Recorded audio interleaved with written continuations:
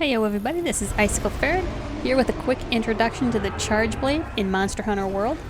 Now, a quick disclaimer, I am not the world's best Charge Blade player, but I have mained this weapon for the better part of a year, and I have figured out what works and what doesn't work for my playstyle.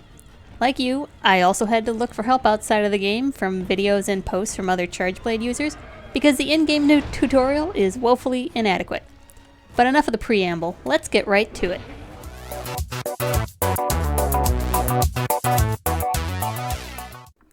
First off, the Charge Blade is a heavy weapon, particularly for the X form.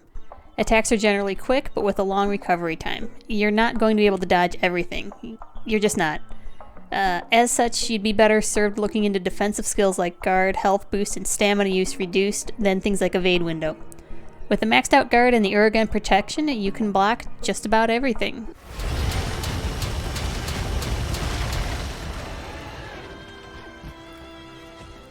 Because the attacks are slow, there's a nice defensive bonus to Charge Blade called a guard point. A guard point is a point during an attack or animation where the shield is in front of you and can block an attack.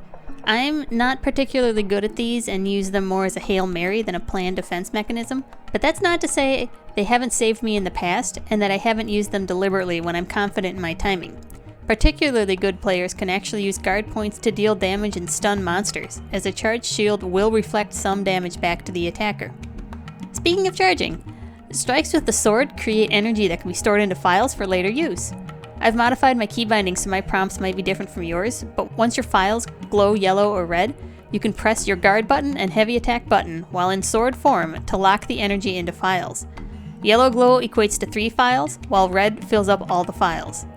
From there, you can charge your shield by converting your charged phials. In X form, start an amped elemental discharge, but during the wind-up phase, press your guard button again to perform a spin and empty your phials into your shield. Now that your phials are empty, you can charge them up again, just like before.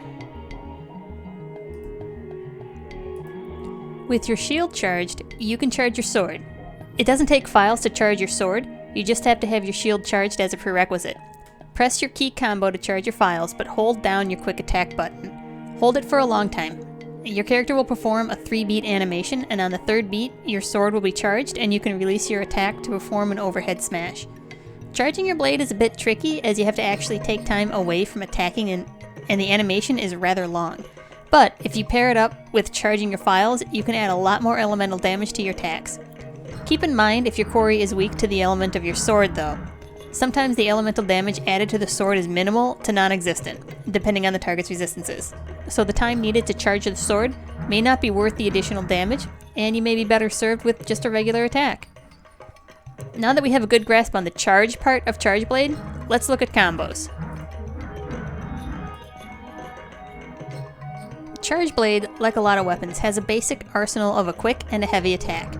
Stringing only quick and heavy attacks together will result in a finite combo, and will decrease your total damage output as your character has to stop attacking and reset their animation. Feel free to play around with these yourself, but here's what I've found worked best. In sword form, open up with 2 quick attacks, then briefly hold down and release the heavy attack button, and swing into a quick attack again. This isn't an infinite combo, but it's usually good enough to get your phials to glow yellow. Another couple of attacks will get you into the red if you want, or you can hold your guard and a heavy attack to charge your phials. You can attempt an infinite sword combo by going from held heavy to single light attack and repeating, but this isn't infinite, as eventually you'll build up too much energy in your sword attack and it will bounce off your target. While in your charge animation, press heavy attack again to execute a heavy attack. This will burn 1 phial, but that's okay, especially if you hit the monster. Go into an amped elemental discharge by pressing both the heavy and light attack buttons at the same time. During the wind-up animation, press guard to dump the phials into your shield. This, by the way, is a guard point. See how your shield ends up in front of you? Anything that attacks you at this point will hit your shield.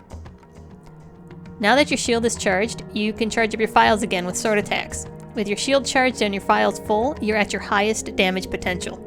Here, your amped elemental discharge becomes a super amped elemental discharge and is capable of dealing a massive amount of energy if you line it up. But blowing all your phials in one super discharge isn't always the best use of your charges. For one, it's a long attack and is best used if you're able to hit the entire monster from nose to tail. If you're fighting a small monster or just can't maneuver to the right spot, save your super amped discharge.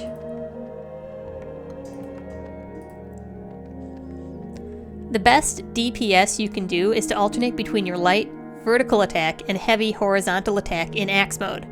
Be careful though, because the upswing on your light attack will send teammates flying. Don't be a jerk.